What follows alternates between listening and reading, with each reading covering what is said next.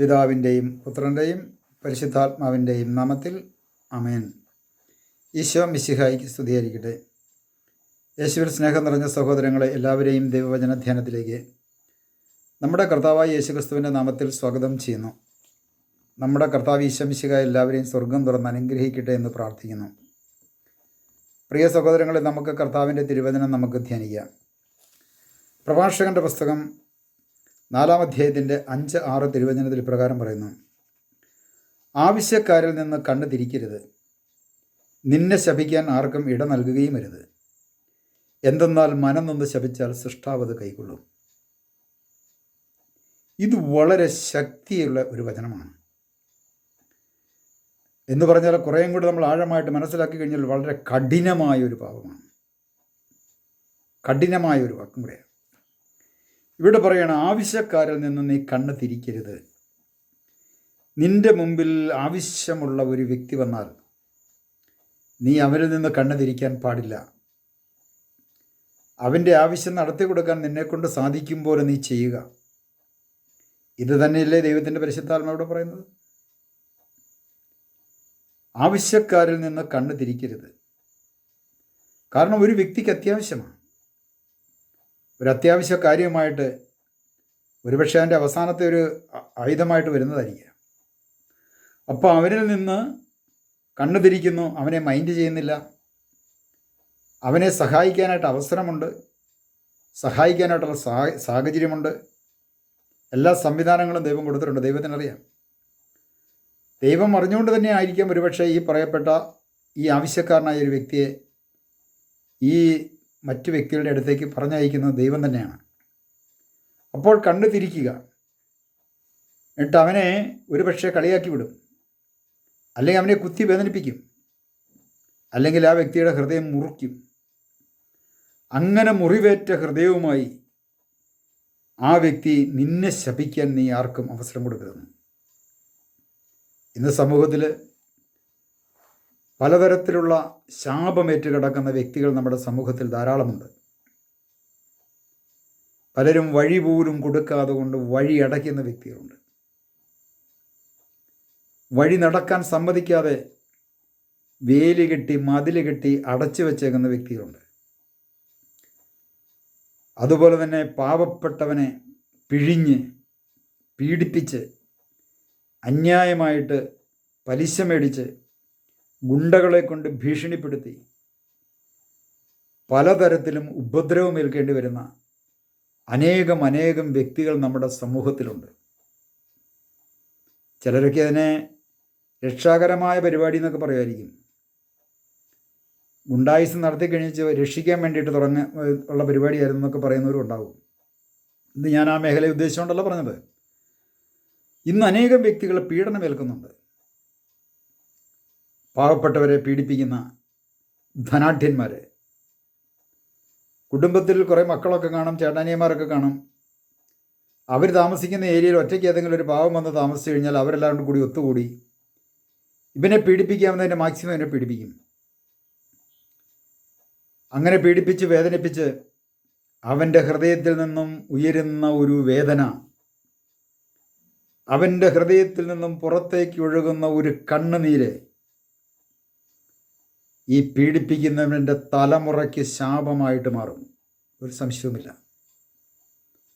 അതവൻ്റെ ജീവിതത്തിലേക്ക് തകർച്ചകളിലേക്കും ദുരിതത്തിലേക്കും കടന്നു പോകുമെന്നുള്ളതിന് യാതൊരു സംശയവുമില്ല.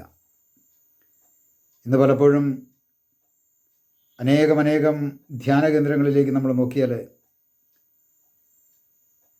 അതിപുരാതന കത്തോലിക്ക കുടുംബത്തിൽ തകർന്നടിഞ്ഞ് നശിച്ചു കിടക്കുന്ന വ്യക്തികൾ എങ്ങനെ രക്ഷപ്പെടുമെന്ന് കണക്കുകൂട്ടി ധ്യാനകേന്ദ്രത്തിൽ ദർശനങ്ങളും വെളിപാടുകളും പറയുന്ന, സന്ദേശങ്ങൾ പറയുന്ന, മെസ്സേജ് എടുക്കുന്ന വ്യക്തികളുടെ അടുത്തേക്ക് ഓടി ക്യൂ നിൽക്കുന്ന ഒരു കാലഘട്ടവും കൂടെ കൂടിയാണ്. അത് പറയാതിരിക്കാൻ പറ്റത്തില്ല. അതിപുരാതന കത്തോലിക്ക കുടുംബം എന്ന് പറയുമ്പോൾ സകല ശാപത്തിൻ്റെയും ഈറ്റില്ലമാണ്. പറമ്പിൽ കിടന്ന പണിത പാണന് അല്ലെ പണിയിപ്പിച്ച വ്യക്തിക്ക് ഗുണ്ടായുസം കാണിച്ച് അടിയും കൊടുത്ത് കൂലി പോലും കൊടുക്കാതെ കൊണ്ട് പണിയിപ്പിച്ചിട്ട് ഇറക്കി വിടുന്ന വലിയ ഗുരുക്കന്മാരുമുണ്ട്. പട്ടിണിപ്പാവങ്ങളെ കൊണ്ട് പണി ചെയ്യിപ്പിച്ചിട്ട് ഇച്ചിരി കഞ്ഞിയും സാമ്പാറൊക്കെ കൊടുത്തു കഴിഞ്ഞതിന് ശേഷം അവസാനം ഒരു കറിവേപ്പിലയുടെ പോലും വിലയില്ലാതെ നാടൻ ഭാഷ പറഞ്ഞാൽ ഇറക്കി വിടുന്ന വലിയ വലിയ ടീമുകളുണ്ട്. അവരുടെയൊക്കെ കണ്ണുനീര്, അവരുടെയൊക്കെ ഹൃദയത്തിൻ്റെ വേദന എവിടെ എത്തും? ഗുണ്ടായിസം കാണിച്ച്, കാരണം ഗുണ്ടകൾ ഇഷ്ടം പോലെയുണ്ട്. ഈ ഗുണ്ടകളെന്ന് പറയുമ്പോൾ മുതലാളിയുടെ അല്ലെങ്കിൽ നേതാവിൻ്റെ അടിമകളാണ്. ഉടമായ അടിമയോട് പറയും വെട്ടട എന്ന് പറയും വെട്ടും, തല്ലട എന്ന് പറയുമ്പോൾ തല്ലും, പുറത്താക്കട എന്ന് പറയുമ്പോൾ പുറത്താക്കും. അവനെ ഇവിടെ കയറ്റിയേക്കരെന്ന് പറഞ്ഞാൽ പിന്നെ അവനെ കയറ്റത്തില്ല. ഇത്തരത്തിലുള്ള സാഹചര്യങ്ങൾ പ്രിയ സഹോദരങ്ങളെ ഇന്ന് ഈ ആധുനിക കാലഘട്ടത്തിൽ നടക്കുന്നുണ്ട്. പഴയ കാലഘട്ടത്തിൽ മാത്രമല്ല, പുതിയ കാലഘട്ടത്തിൽ നടക്കുന്നുണ്ട്. പുതിയ കാലഘട്ടത്തിലും കൂലിപ്പണിക്കാരന് കൂലി കൊടുക്കാതെ കൊണ്ട് പണിയിപ്പിച്ചിട്ട് ഒന്നും മിണ്ടാതെ കൊണ്ട് കരഞ്ഞിറങ്ങിപ്പോയ അനേകം വ്യക്തികളുണ്ട്. എൻ്റെ അടുത്ത് പലരും ഷെയർ ചെയ്തിട്ടുണ്ട്. അതുകൊണ്ടാണ് ഞാൻ ഇത്ര കൃത്യമായിട്ട് പറയാൻ കാരണം. പ്രിയ സഹോദരങ്ങളെ, ദൈവത്തിന് മുമ്പിൽ നിന്ന് ആത്മപരിശോധന ചെയ്യണമേ. അതുകൊണ്ടാണ് ആവശ്യക്കാരിൽ നിന്ന് കണ്ണ് തിരിക്കരുത്. അവന് ആവശ്യമുണ്ട്. നിൻ്റെ കയ്യിൽ ദൈവം നൽകി. സമ്പത്താകാം, കഴിവാകാം, അതല്ലെങ്കിൽ നിനക്ക് പലതും നിൻ്റെ ജീവിതത്തിലേക്ക് ദൈവം ദാനമായി നൽകി. അടുത്തവനതില്ല. അതുകൊണ്ട് ആവശ്യക്കാരിൽ നിന്ന് കണ്ണ് തിരിക്കരുത്. അതുപോലെ തന്നെ നിന്നെ ശപിക്കുവാൻ നീ ആർക്കും അവസരം കൊടുക്കരുത്. വഴി തടഞ്ഞാകാം, കുടിവെള്ളം തടഞ്ഞാകാം, അപവാദ പ്രചരണം നടത്തിയാകാം, നുണപ്രചരണം നടത്തിയാകാം, ഇല്ലാ കഥകൾ പറഞ്ഞു പരത്തിയാകാം, പല വ്യക്തികളുടെ ഹൃദയവും കുടുംബവും നശിപ്പിച്ചിട്ടുണ്ടാകാം. ഇങ്ങനെയൊക്കെ നശിപ്പിച്ച് കഴിയുമ്പോൾ ഈ പറയപ്പെട്ട വ്യക്തികളെ സംബന്ധിച്ച് അവർ ദൈവത്തിന് മുമ്പിൽ എടുക്കുന്ന ഒരു നെടുവീർപ്പ്, അത് പലരുടെയും ജീവിതത്തിൽ തകർച്ചയ്ക്ക് കാരണമായി മാറും. നമുക്ക് ദൈവത്തിന് മുമ്പിൽ പ്രാർത്ഥിക്കാം. ഈശോയോട് പ്രാർത്ഥിക്കാം. കർത്താവായ ഈശോയെ, ഈ തിരുവചനത്തിൻ്റെ ആഴമായ അവസ്ഥ ഞങ്ങൾ തിരിച്ചറിയുന്നു. ഞങ്ങൾ മുഖാന്തരം മുറിവേറ്റ വ്യക്തികളും ഞങ്ങളെ ശപിച്ച വ്യക്തികളും ഞങ്ങളുടെ സമൂഹത്തിൽ ധാരാളമായിട്ടുണ്ട്.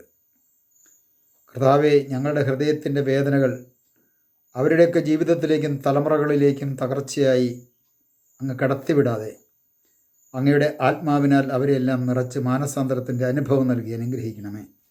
പിതാവിൻ്റെയും പുത്രൻ്റെയും പരിശുദ്ധാത്മാവിൻ്റെയും നാമത്തിൽ ആമേൻ.